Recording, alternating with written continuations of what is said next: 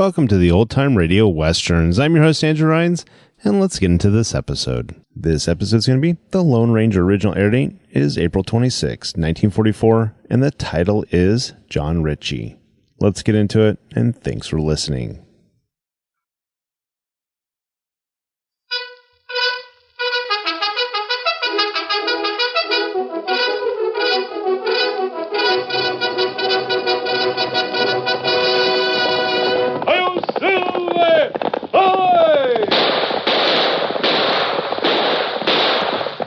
Horse with the speed of light, a cloud of dust, and a hearty hi-yo Silver, the Lone Ranger.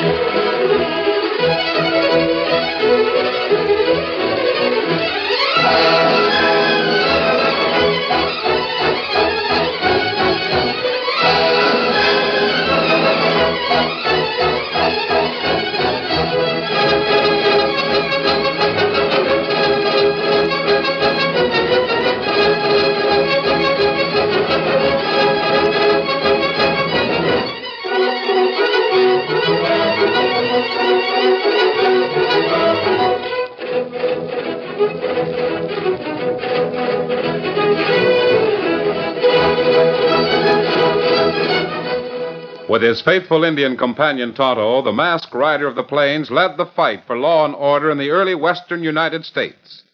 The stories of his strength and courage, his daring and resourcefulness have come down to us through the generations. And nowhere in the pages of history can one find a greater champion of justice. Return with us now to those thrilling days of yesteryear. From out of the past come the thundering hoofbeats of the great horse Silver.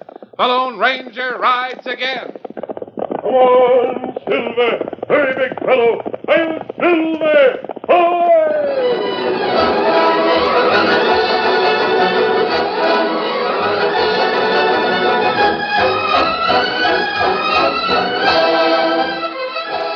Arthur Gentry was the absolute law in Cottonwood Valley. As general manager of the vast Nelson Enterprises, Gentry exercised control over everything. Twice each year, he sent a report to Andrew Nelson in New York, the man who had invested nearly $1 million in developing the valley's natural resources. It was late afternoon. Accompanied by Blackie Nesbitt, Gentry pushed his way into the Golden Eagle Cafe at Porter's Landing. Hi there, Gentry! Hiya, boys. Hello, Shorty. What's new? Well, there's been a couple of gents looking for you, Art. And that fella you put the kibosh on, that sodbuster from the Upper Valley. Ritchie? Yeah, John Ritchie. He's still hanging around town. Hey, Charlie. Come here a minute. Sure. What's on your mind? Now, listen. There's a gent named Ritchie hanging around town, see? He's with that bunch of homesteaders just moved in up the valley. I gave him his walking papers a week ago. You want me to talk to him? Tell him he's got 24 hours to clear out. After that, this country's likely to be unhealthy for sodbusters. Yeah. I'll tell him what you said. Who'd you say wanted to see me, Shorty? A young fellow. Come in on the noon stage. Been hanging around here since. He probably wants to hitch up for a job. Oh, that's him down the end of the bar. Blackie, you go talk to him. See what he wants. Sure, boss. Hey, looks like a city gent. You the fellow want to see Art Gentry? Why, yes. My name What do you want? Are you Mr. Gentry? Hey, now look, Sonny. Let me ask the questions. What's your business with the boss? Oh, then you're not. Well, it's a personal matter. Oh, you don't say. You gents care for anything? No, not right now, Shorty. Could I have a glass of water, please? Can you have? Huh? Glass of water. Blackie, you hear that? Fella wants a glass of water. What's that? Hey, boss, looky here. This is a kid's been hanging around waiting to see you. And you know what he wants? A glass of water. Why, son, you want to know something? Water will poison your system, that's what. Sure, makes your pipes get rusty. Shut up, Blackie. What do you want to see me for, kid? I guess it wasn't important. Yeah. Well, then you better skedaddle out of here and stop pestering to help. Blackie, come on over to the office.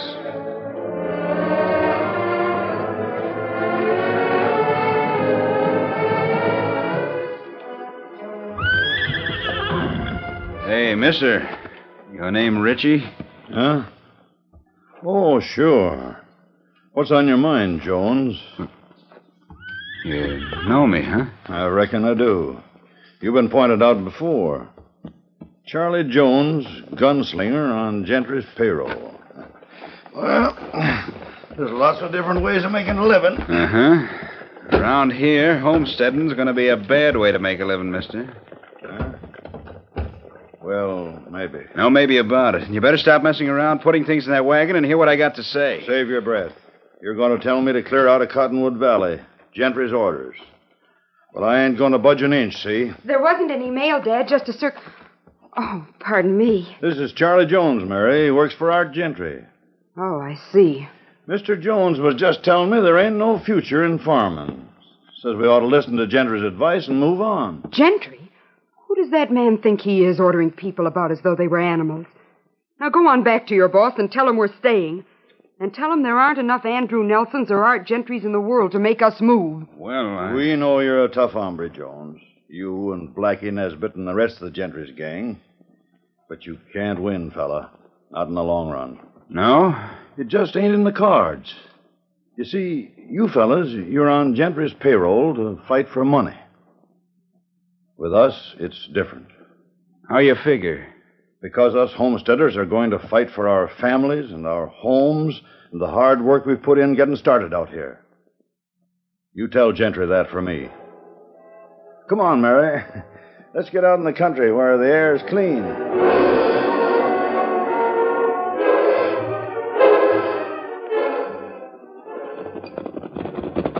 Oh, Silver, oh, steady, big fella. Easy now.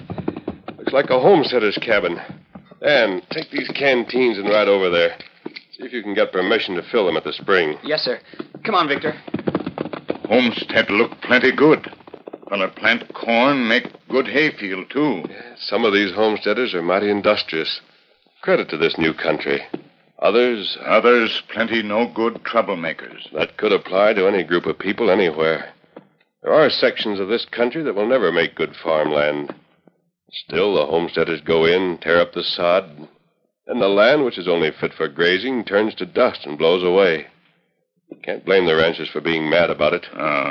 But this land, this good farmland. A smart rancher would do well to help a few good farmers get started here. This land will produce big crops of grain, which the ranchers will need, and that... Oh, damn right this way past. He certainly seems in a hurry. Oh, Victor. Oh. You better come down to that cabin right away, sir. Oh, what's wrong, Dan? There's a man, Mr. Ritchie. He owns the place. His daughter says a couple men came during the night and gave him a beating. Is he badly hurt? I think he must be. He's still unconscious. Well, let's go. Come on, Silver. Get him up, Scout.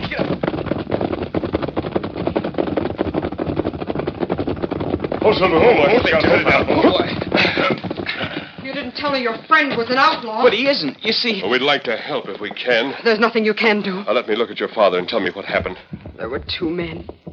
It was dark and I couldn't recognize them. Tonto, go out to the barn and take care of the chores. Dan, stay by the door and keep your eyes open. Yes, sir. They came to the door, and when Father answered, they dragged him outside. They gave him a terrific beating. Is he... Do you think Your father's badly injured, Miss Ritchie. We'd better get a doctor here as soon as possible. Doctor? We couldn't get Doc Hartley out here even if we had the money. Why not? Because he takes orders from Art Gentry. Gentry has forbidden him to visit any of us, no matter how badly we need a doctor. Why, even when Mrs. Reynolds' baby was born, Who is this man, Gentry? Nelson's business manager. Nelson lives in the east, owns most of Cottonwood Valley. There are 5 homestead families up here. We have the only 2 sections of land that Nelson doesn't own, and Gentry's been trying to run us out.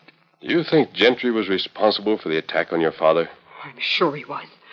Dad was the only one with courage enough to stand up to him and defend the homesteaders. I'll make arrangements to send the doctor out from town. He won't come. I know. Perhaps I can change his mind. Look, mister, I don't know who you are, but if you don't want trouble with Art Gentry, then stay out of Porter's Landing and don't mix with homesteaders. We're not considered good company. I usually choose my own company. And as for trouble with Gentry... There's a rider coming across the meadow. Good boy, Dan. Slip around the back, Dan. Keep our horses quiet. Miss Ritchie, you recognize the rider? It's Bill Gentry, coming to see what sort of job his hoodlums did on my father. Now listen, Miss Ritchie. So help me, if he sets foot in our yard, I'll fill him with buckshot. Oh, wait, I have a better plan. Pretend I'm not here. Let him come in. In this house? No. Please do as I say. Let him come in and let him talk. And don't worry. I'll be right behind this door. Hello there. Anybody home? Hey, is anybody... Oh. Hello, miss. What do you want? Why, I wanted to talk to your father. My name I is... know who you are, Gentry. Did you think my father would be able to talk today? Eh? Why, that him in the bunk? What's wrong with him? You despicable coward. Why, he's nearly dead from the beating your men gave him. You know, it's a shame your old man ain't one to listen to reason. He might sidestep a lot of trouble. My father never sidesteps anything. From the looks of his face, I'd say he was right. Tell me what you want, and then get out. No hurry. You know, in a way, I'm going to hate seeing you leave the valley. We could stand more scenery around here, like yourself. We're not leaving. Hey, I'd like to make you a proposition. How about you getting your old man to give up this place, and then maybe I can fix him up with a job in town? My father would rather die than work for a snake like you. Well, you never know. It might just turn out that way. Oh. Last night I sent my boys out to kind of persuade him, see? Now, the next time... There won't be any next time, Gentry. Hey, what the... Who are you? Friend of the family. Yeah? Well, stand fast, mister, or I'll... No, you won't. I'll take that gun. Now, let's see how you fight your own battles. Blasted meddler, I'll show you the butt in you. The next time you order a beating for someone, you're going to know how it feels. No, wait, stop it. I can explain. I heard your explanation, and I didn't like it. That's just a sample of what you'll get if you ever bother these people again. Get up, Gentry, and get out as fast as you can. I'll see you again, outlaw. And when you do, you won't enjoy the meeting.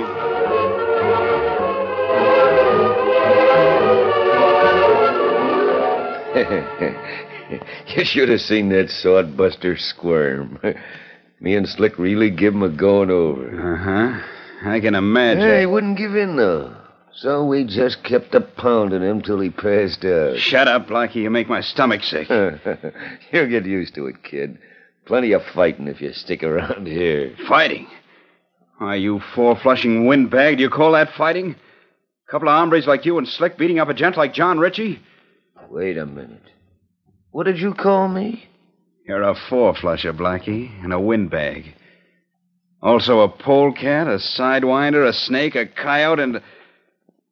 Well, ain't that enough? Now, you're liable to get hurt, Jones. Not while I'm watching you, I ain't going to get hurt, and I'm watching you now, Blackie. I'm waiting for Gentry to get back so I can tell him I don't want this job. Tell him yourself, Jones. Huh? Sure, you bet. I'm plumb fed up with... Holy Moses, what happened to you? None of your business. You was saying? Doggone, if you ain't a pretty picture. Hey, Blackie, you sure you and Slick didn't make a mistake last night and beat up the boss? Never mind getting funny. Yeah. Well, I'm pulling out, see, before I catch hydrophobia or something from you fellas. Yellow, huh? If I could find a place on your ugly face that wasn't already black and blue, I'd slug you, Gentry. Walk out when trouble starts, huh? Yeah, sure. You got any objections? Go on, get out. Blackie, go round up the boys. I got a job for 'em to do.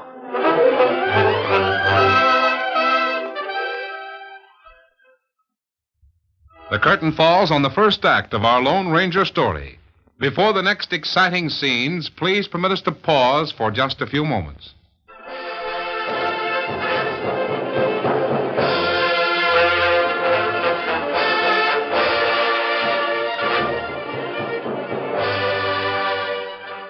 Now, to continue our story.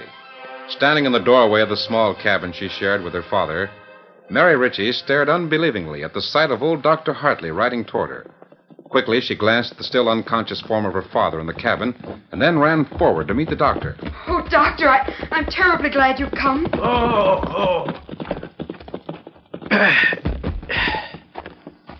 Yeah. Where's your daddy? Inside? Yes. Tell me, how did you... How'd I happen to come out here? Well, I come under orders, you might say. I get me a pan of clean water and some clean rags. They sure give him a fancy going over. Miserable cowards. He'll be all right in a day or so, providing there ain't no bones broke. Who gave you orders to come out here? Well, to begin with, Art Gentry come into my place, looking just about like your daddy here, see? Yes, I know how he looked. Well, I was patching him up. Some kid come in to the door and handed me a note, see? And before I could see what it said, the kid vamoosed. Oh? When Gentry seen that note, he says to me, if you so much as go near John Ritchie, I'll skin you alive. That's what he said. But I thought you were afraid of Gentry. I was, girl. But I ain't no more. No, sir. Drat his hide, I should have fed him strychnine when I had the chance. You still haven't told me who the masked man is. The Lone Ranger. The Lone Ranger?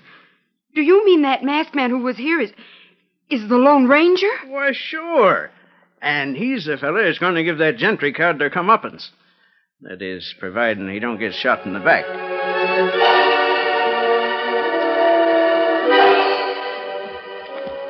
I'm telling you, Gentry, that masked man's plain poison.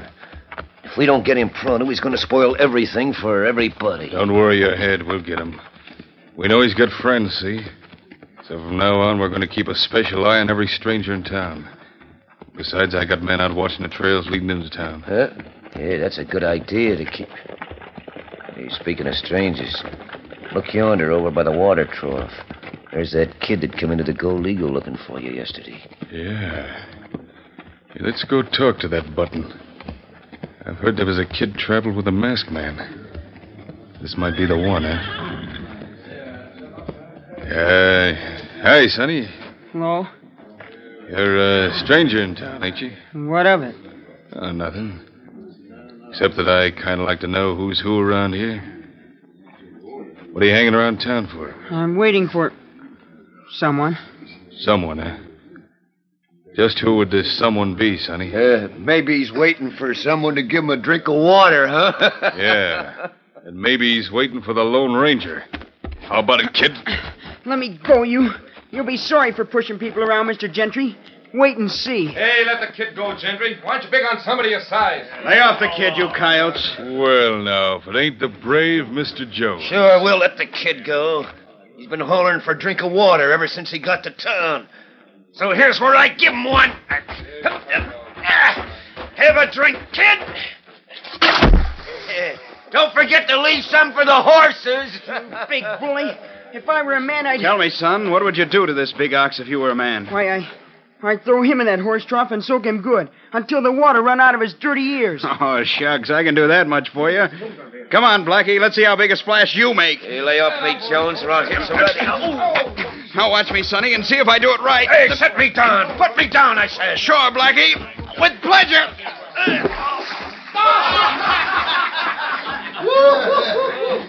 That's the way you done it, fella? Boy, oh boy, oh boy. I'll have you hide for that, mister. Yeah, sure, I'll bet you. You fellas better find another place to water your horses for a few days. This tank's likely to be some polluted.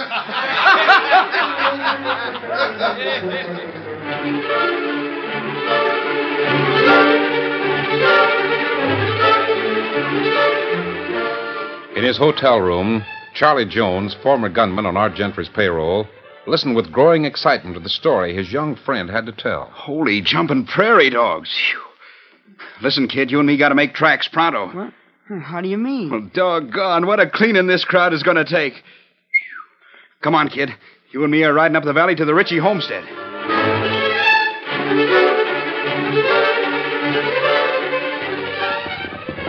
Arriving at the Ritchie place, Charlie Jones and his young companion found the girl standing before the cabin, a double-barreled shotgun under her arm.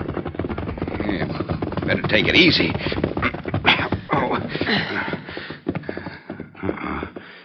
Looks like a cold reception. Stop right there, mister, and state your business. Be quick about it, too. Well, shucks now, ma'am. You're thinking about what I said in town the other day. Listen, I'm here on friendly business, see? I heard about your falling out with Gentry. What do you want? Lady, I got to get in touch with that feller who was here yesterday. The one beat up Art Gentry. A Lone Ranger. You're probably back on Gentry's payroll, for all I know. Trying to get the Lone Ranger into a trap. Hey, golly, no, miss. Why, you should have seen Charlie throw Blackie Nesbitt in the horse trough. Now, look, put that gun down and maybe we... Stay where you are. Shucks, now, you ain't going to shoot me. Not with that cannon. Why, I'd mess up your whole front yard. Hey, now listen. Give me that thing. There. Now, what are you bawling about, huh? My father inside. The doctor was here yesterday. And when he left, Dad had recovered and was able to sit up. This morning he was up and around, and then he came into the house. Well? He's inside now. He keeps calling water, water. And when I bring some to him, he won't drink it. He seems to be in terrible pain.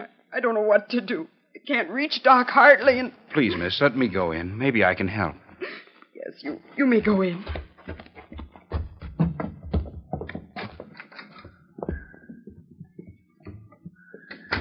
He looks like he's sleeping. Who are you? Me? I'm Andy. Andy Nelson. Nelson? Sure. My father's Andrew Nelson, the man who developed Cottonwood Valley. Good heavens. And Blackie Nesbitt threw you in the water trough? Yeah. You see, none of them know who I am. Are they going to pay plenty? And I just hope the Lone Ranger's someplace around where the Lone Ranger is close by, Andy, and he'll be here any moment. Arriving at the homestead cabin, the masked man, accompanied by Dan Reed and Tonto, listened grimly to the story Mary told and to the words of young Andrew Nelson. The Lone Ranger and Tonto stood looking down at John Ritchie. You work fast, Tonto. See what you can do for him. Me fix him. But I don't understand. You say he called for water, and yet when you brought it to him that he refused to drink. Yes. The water's been poisoned. Poisoned? Yes, you're fortunate he didn't drink more of it. Boy, that Art Gentry sure had... Andy, you said your father's coming to Cottonwood Valley. Yes, sir. He's mistrusted Gentry and the men working for him for some time. He's been sending a lot of money for different improvements, and he wanted to see how his money was being spent. I see. And Gentry didn't know about him coming? That's right. You see, Dad and I were visiting some friends at a ranch over in Tulare County. Then he had to make a quick trip over to El Paso, so I came to Porter's Landing on the stage. I'm supposed to meet him there. When? Tomorrow morning. He's coming in on the first stage. Tomorrow morning, huh? Andy, the sooner your father arrives in Porter's Landing, the better it'll be. Where can I find him in El Paso? I think he'd be at James Turner's ranch, sir. Tonto, you ride to the county seat and get the sheriff. Tell him to get over here as fast as he can. And where you be, Kemosabe? Mr. Nelson and I'll meet you at Porter's Landing.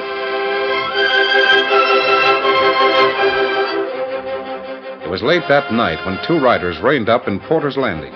Young Andy Nelson was there to meet his father, and for a few moments the tall, dignified man listened attentively to his son, then nodded. The Lone Ranger stood beside them. This is probably where you'll find Art Gentry, Mr. Nelson. So the office of Nelson Enterprises in Cottonwood Valley is the Golden Eagle Saloon. It's worse than I thought. Come along, son. And, masked man, I'd appreciate you coming along since you brought me here. I'm going to wait for the sheriff. As soon as he comes, Art Gentry will have another score to settle. Very well.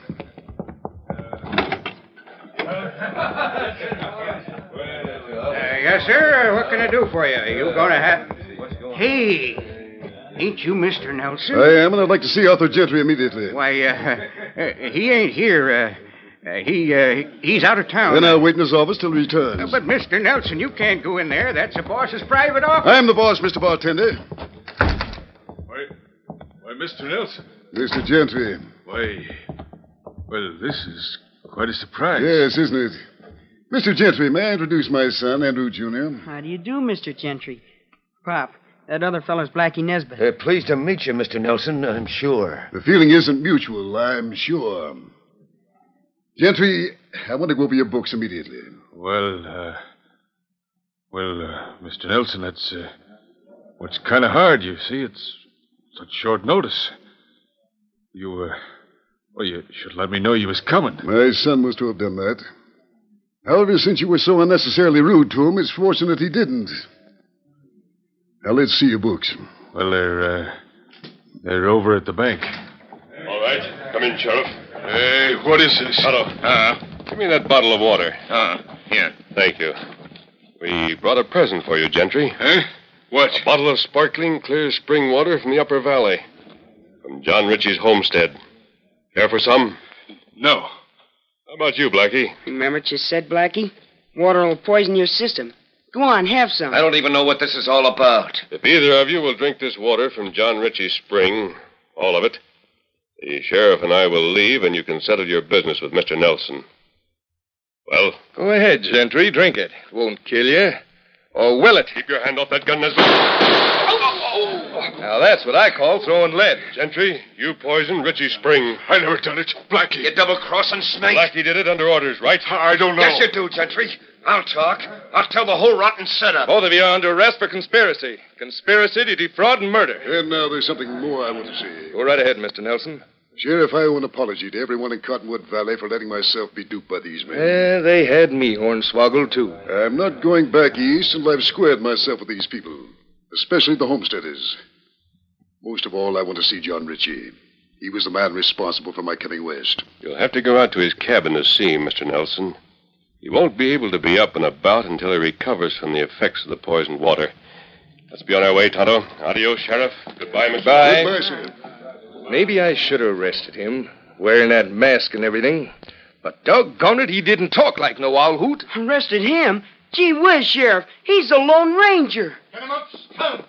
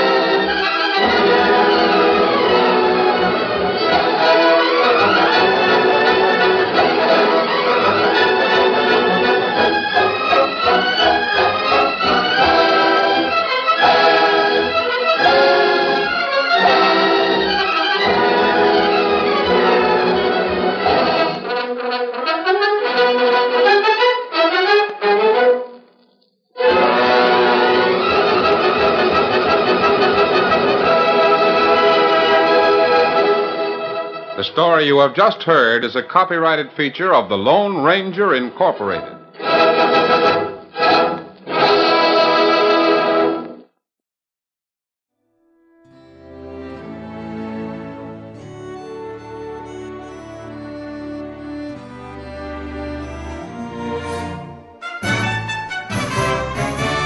This has been a presentation of OTRWesterns.com, and we hope you enjoyed. Please take some time to like and rate our shows in your favorite podcast application. Follow us on Facebook by going to OTRWesterns.com/Facebook.